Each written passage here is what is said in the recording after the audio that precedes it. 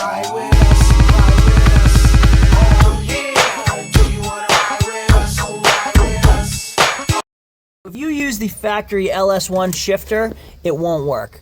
If you see in here, you'll look and see that the shifter is very far forward to the dash. There actually wasn't much room. Sorry that it's not focusing, but there wasn't much room from here to here. We wouldn't have been able to shift to first, third, fifth, or reverse. So what we did, you need to use an GTO shifter, which is farther back. It actually has a kink that goes up and back. That will pull your shifter farther back. We went one step farther and we got a B&M short throw GTO shifter, which not only pulls it back, but the gears feel like a little bit of a closer ratio while shifting.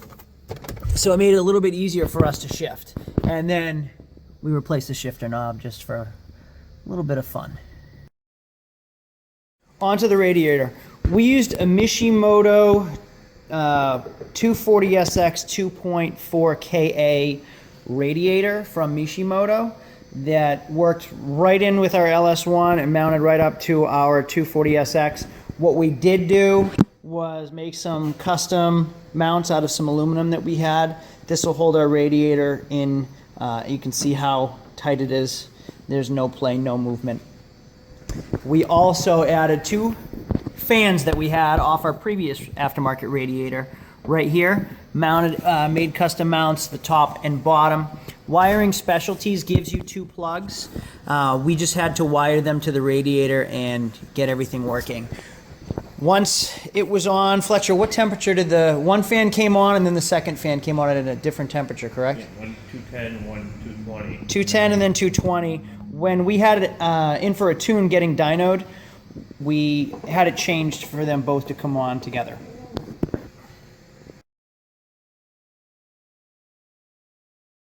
We used a 4-inch 90-degree elbow for our intake piping. Our piping is actually a diesel stack we had ordered and cut to fit. And what we had to do, now we're installing it, once we turn it down, you'll see the clearance is minimal from the power steering pulley. So we had to dent in the pipe. I'm going to move the pipe a little bit. We had to dent in the pipe fit. Doesn't get more custom than that. So it'll fit on. And we also fabricated a little bracket right here to hold it on once the mass airflow sensor and air filter's on. Here are the CX Racing oil pan, how close everything is. Watch part 1 to see how we got it to fit, because a few times there we had some fitting issues. You'll see the CX Racing motor mounts where we're at right there, as well as our power steering lines are run. Our oil return and out lines right there to our remote filter.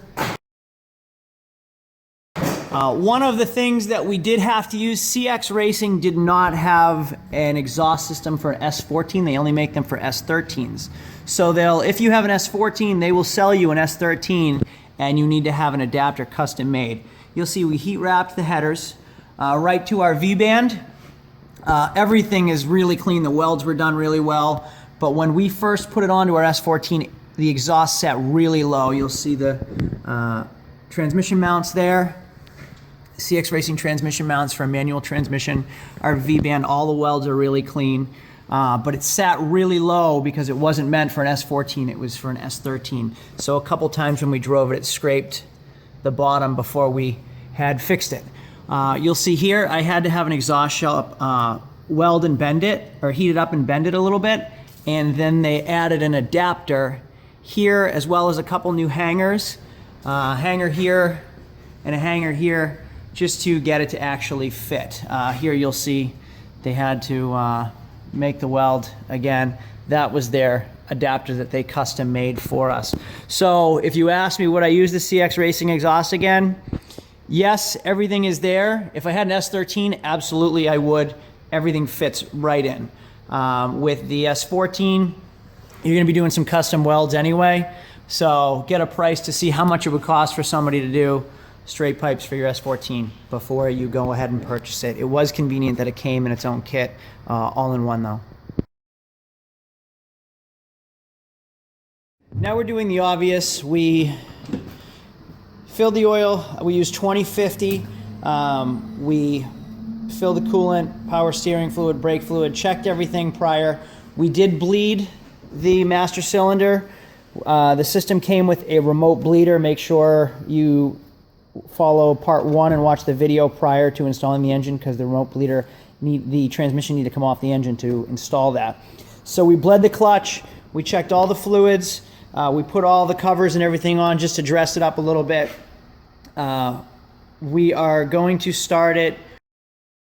The first time we went to start it, we realized that, if you'll notice, when you use a Corvette, Trans Am, Camaro, the keys have a little chip on it.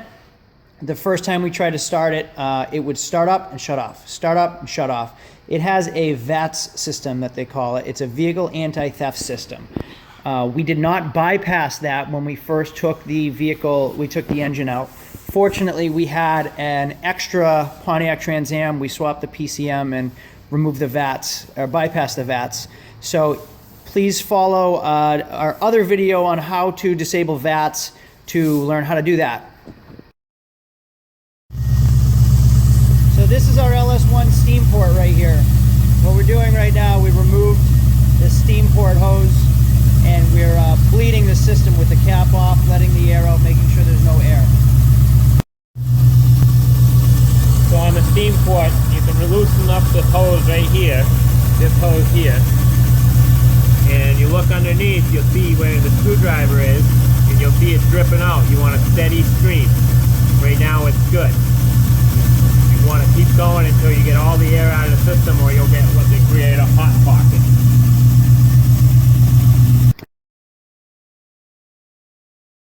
Now we're past this point where we've had it tuned. We have removed, Fletcher, what do we have removed in the tune? All emission-related products, rear O2 sensors, updated the fan controls, tuned the fuel injection system to accommodate more fuel flow, and a few miscellaneous things for tuning purposes. Right, okay. And now it's back from the tune shop. Everything's running, it's ready to race. Go ahead, start it whenever you're ready.